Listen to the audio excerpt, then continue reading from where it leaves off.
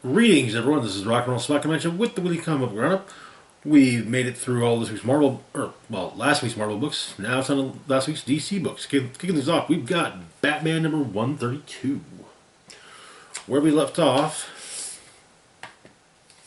Failsafe had sent Batman to a world without a Batman.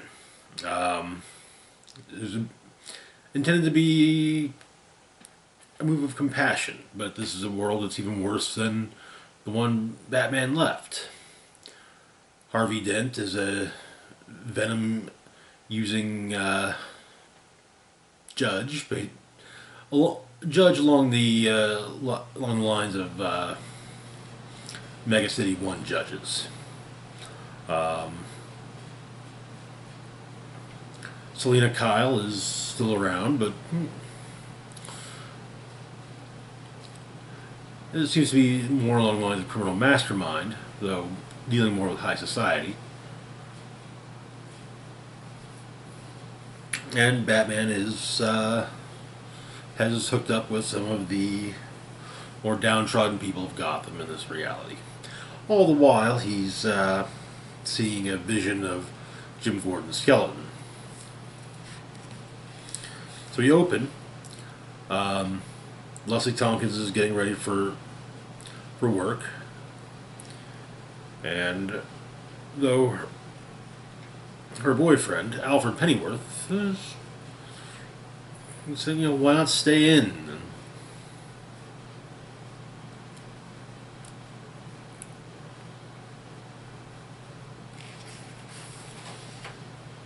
But she knows she has to do. So Bruce is going through doing what he can to help those standing against the power of Gotham.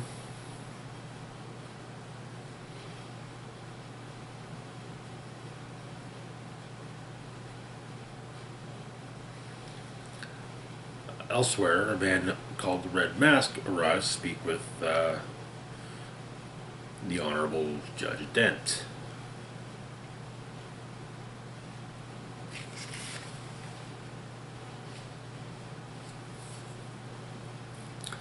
Turns out, though, Red Mask has a means of controlling the venom that Harvey's been ingesting. Basically, kind of, you do what I tell you, how I tell you.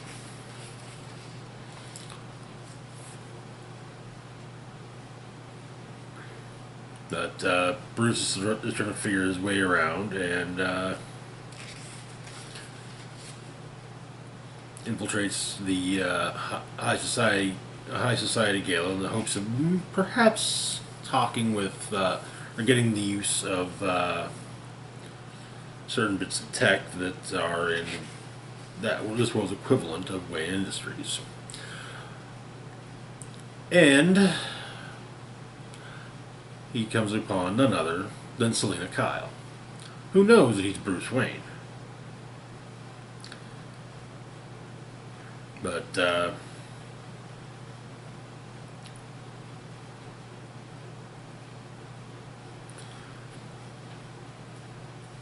she suggests when he tells her he speak with Darwin Holiday, well, that perhaps the Pauper Prince can pay tribute to see what it gets him.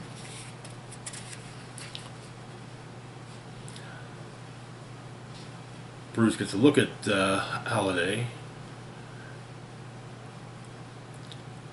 It seems that Darwin Holiday is in fact that world's version of the Joker.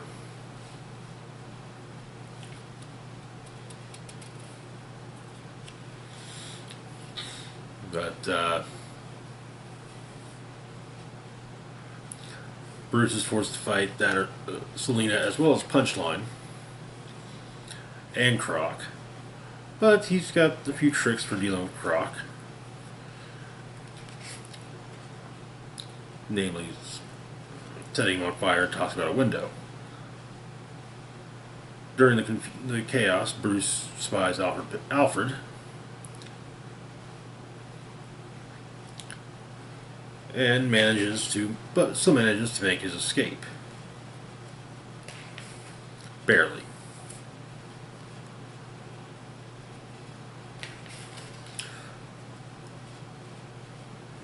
Opting to become Bat. Also, it turns out the visions of Gordon are likely induced by some of the narcotic in the air. Our backup story: Tim Drake is trying to figure out how to get Bruce back. Um, Apparently, Toyman was on a rampage in Metropolis several months back. John Kent doing his best to save everyone. But when all was said and done, Toyman seemingly shot himself.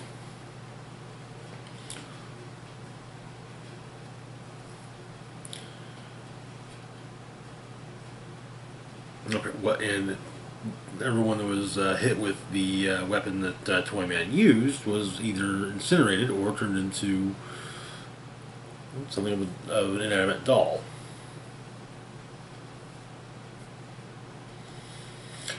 It kind of feels like there's some cribbing from a Justice League two-parter from back in the day, wherein Superman was seemingly destroyed while fighting Toyman, but was actually just thrown forward in time, where he and Vandal Savage worked together to get Superman back to the present. And Vandal Savage insisted that Superman stop him in the present. But Robin explains his theory to Mr. Terrific, and Terrific thinks he's on the right track, and maybe he can help him find Bruce. Terrific explains he's working on an experimental multiversal device, and he thinks he can pinpoint the universe and give Tim a way in. Might take a day or so to configure it for him. But Tim spends the evening with his boyfriend before heading into the multiverse to save Bruce Wayne. He arrives on Earth that does have a similar energy reading, and finds all the missing people. All the people that were replaced with dolls, as well as Toyman, who explains that Robin's not one of his toys. It doesn't belong there. That is where the issue ends.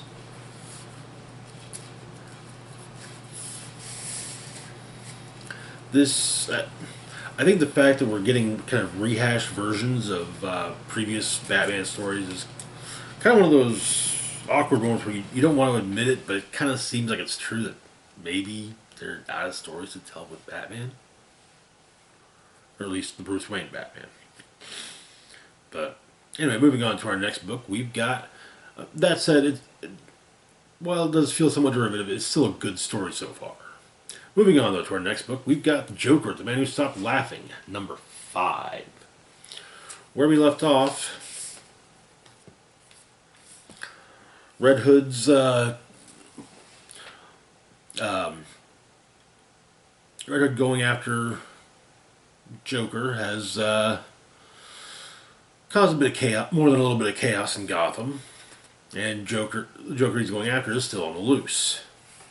Beginning on the Upper West Side, some kids are playing hide and seek, and one of them has gone into what's referred to in the neighborhood as the Clown House, presumably a Joker safe house. Mad Hatter's there, however, and has another kid under his control. Joker bursts through the window pretending to be Batman, sends the kids on their way somewhat while interrogating Mad Hatter,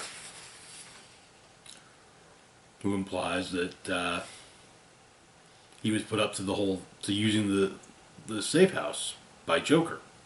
In Chinatown, Red Hood stops in a bar and talks to Killer Moth, asking about what's been going on, and apparently Joker's going the actual Joker's going after the imposter Joker, and, well, Moth wasn't down, but he heard that Mad Hatter had been. Back on the south side, Joker tracks down, well, Joker. The purple suited clown prince of crime insists that the other is obviously a. Each insists that the other is an imposter, and, well, one we've been following sets the building on fire. And also shoots Joker in the face with a squirt gun full of acid.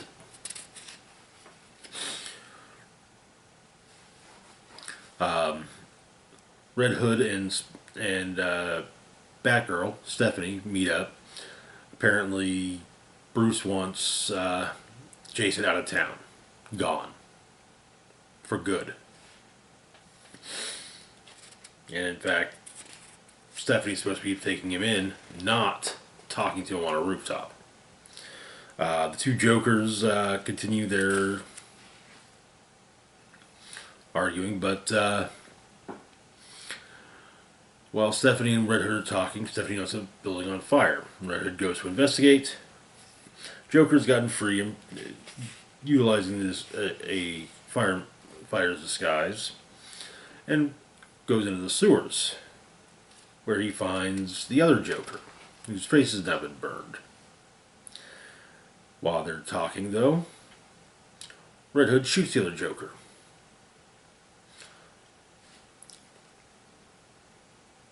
Who's seemingly hit by a subway, and the Joker Red Hood was chasing is seemingly hit by a subway train. Cops get down there and find nothing but a puddle of mud and a fireman's helmet. In Malibu, Joker's informed that Clayface failed. And so he decides that, well, you know what they say. If you want to do something right, don't hire an escaped mental patient made out of clay to do it. In our backup story, Joker's trying to woo Giganta, summons Etrigan and seals Etrigan's tome of spells after a few additional run-ins don't work. But he seals the book of spells, reads one that reads an incantation that might actually work. He thinks might actually do the trick. But instead, he just ends up being Giganta's size. She shows up in Gotham, they start chatting, and but it appears he's growing lesions on his face, which, when they burst open, have smaller versions of himself within. These smaller versions of himself tend to agree with anything that the big J says, and that is where the issue ends. The main story is interesting. The backups are just kind of, look, Joker's terrible. Like, kind of things which can be followed, or, things any comic reader already knows. Moving on to our next book, we've got Poison Ivy number 9. Now, throughout Poison Ivy, the narration has taken the form of a series of letters that Ivy has been writing to Harley. I don't know if it was the last issue or the issue before, but apparently Harley received the letters and said she was coming to see Ivy. Well, we open in West Seattle, which is where Ivy's currently living. Apparently the bridge is out, so which makes West Seattle kind of like an island.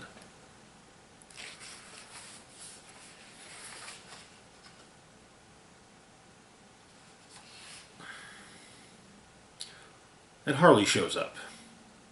She got Ivy's letters. And the two reunited lovers spend a little while in bed. Afterwards, Harley explains to Ivy that she wants to see the world the way Ivy does, and so Ivy gives Harley a small amount of the Lania spores, and Ivy sees everything, and Harley sees everything differently now. Basically, she can kind of see the green. But they go out, they have dinner, they go shopping together.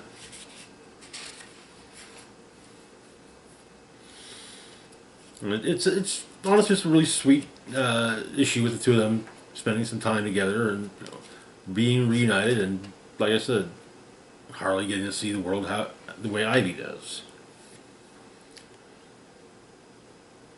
But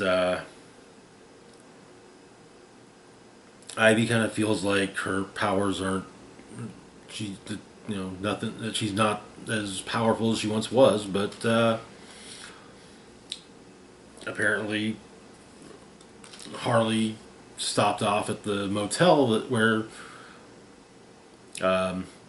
Ivy set up a garden and took a picture, and apparently it's a massive, amazing garden now. And so, it's kind of saying, maybe it just takes some time. Like plants, they can grow back.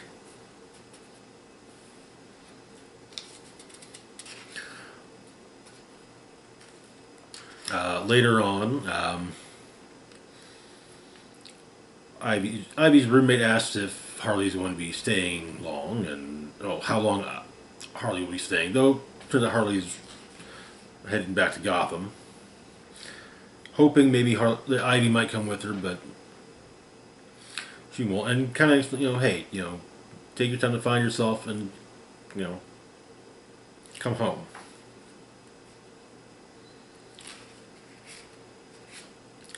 Which Ivy bases a bird may love a fish, but where would they live? And Harley Sim says the answer to your question is penguins, and penguins live in Gotham.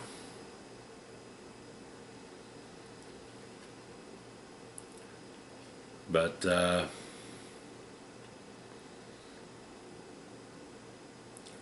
after Harley leaves, Ivy tells her roommate that they've got work to do, and that is where the issue ends.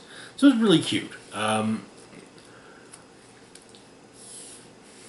If I remember correctly, it looks like this month's Harley and Ivy books, while not crossing over, will be, we'll both see the happy couple reunited, as though maybe not so happily in Harley as last we left off there.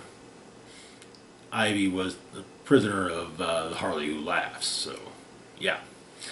Moving on though to our next book, we've got Gotham City Year 1, number 5. Where we left off, Slam Bradley had learned a bit of a bombshell in the whole case. Queenie, the woman who he was pretty much figuring as having killed the daughter of the Waynes, so she was put up to the kidnapping by her lover, Richard Wayne.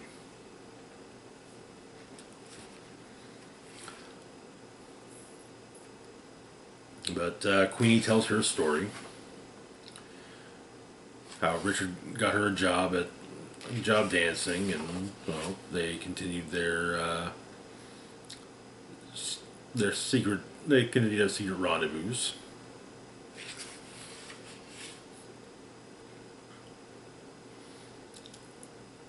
Adding that the whole idea was that they'd take the money that Constance Wayne, who Richard is apparently terrible with money, blows through it rather quick, has blown through the Wayne fortune rather quickly. But Constance the idea was get a decent chunk of money from Constance, and then the two of them would leave town, maybe to go to Central City. But apparently Queenie was with Richard when he killed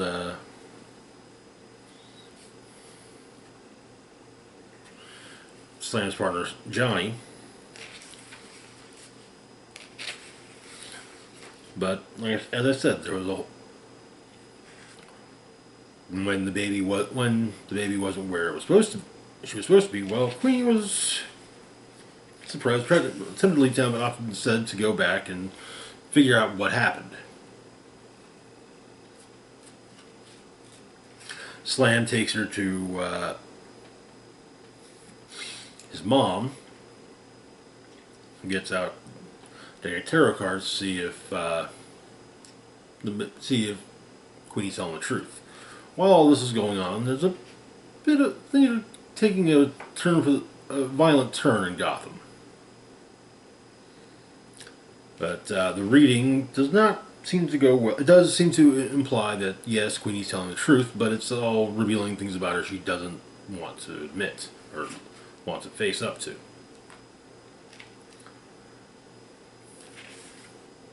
But with more puzzle pieces, Slam goes asking around, including asking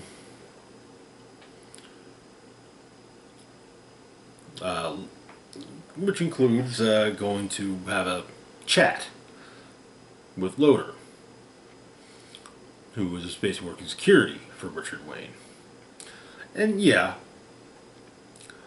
Slam lets his fists and the walls of Loader's house do some of the talking for him. But it's explained that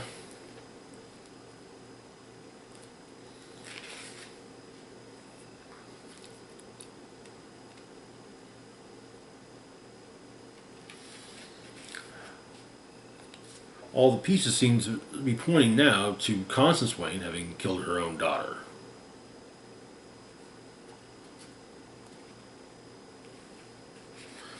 Slam seems to think that maybe Loader had basically done the dirty work, but with Loader adding that they don't work for Richard Wayne, they work for Constance.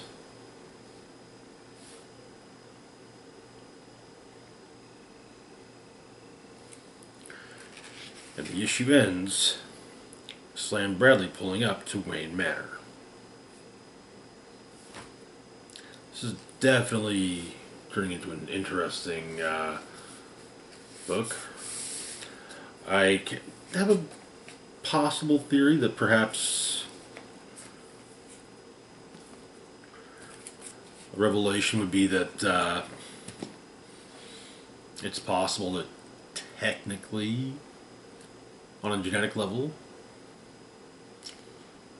Slam Bradley is Bruce Wayne's grandfather. Perhaps. We'll have to see how the whole thing, how the next and final issue plays out.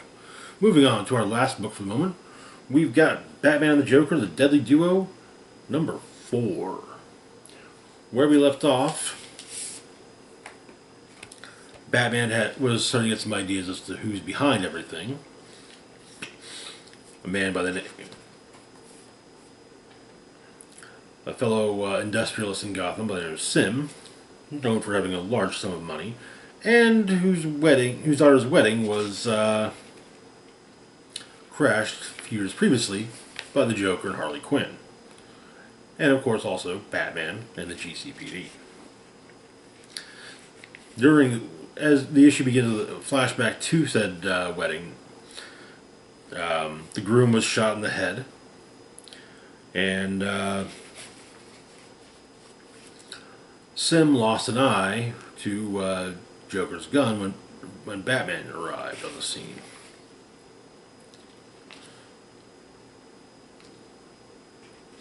And Harley, being held prisoner by Sim, or a agent thereof,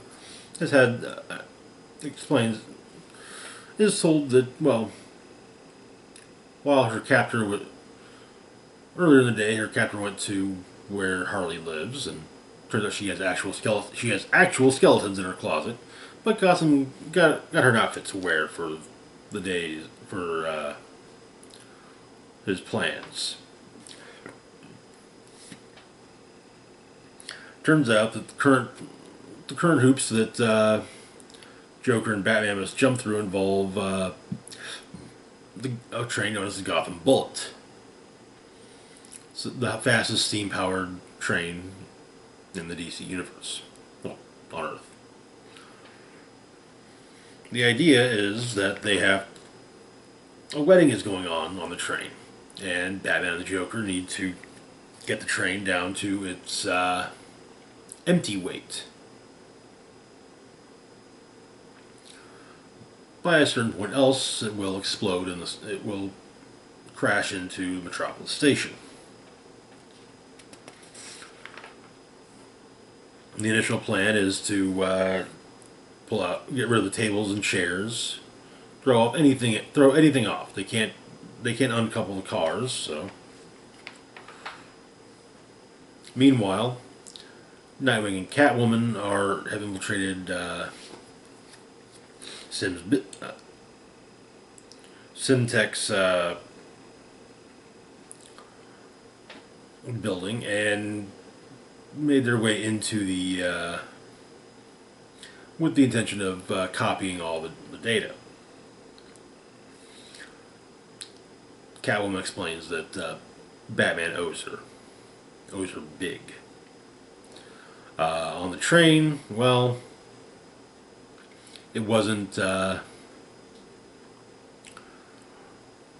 Batman's plan wasn't going fast enough, and well, so Joker chucked about. Well, first off, before that, Batman obviously burned through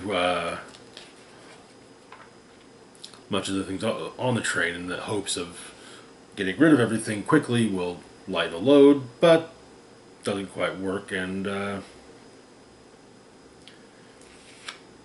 Joker may have chucked about half a dozen of the passengers off the train. Which succeeds, though. Plans that worked. Back at the Batcave, Nightwing and Batman are going over the information they got from Sim's mainframe. Apparently, his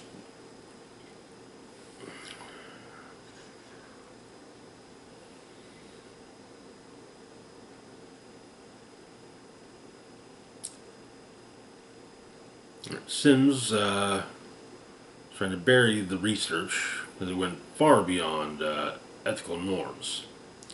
Synthetic predator cell was successful in destroying nearly all forms of cancer. The hybrid was aggressive and became intractable.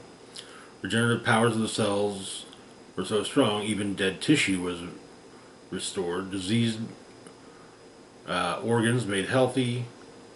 Severe brain injuries repaired. Lost limbs regenerated. Though Nightwing asked how anyone could agree to be a part of the test on these. However, Batman points out that according to the files, no one volunteered. The test subjects were terminally ill and desperate for a cure. They trusted what Sims had promised. None of them had any idea what was really going on inside them.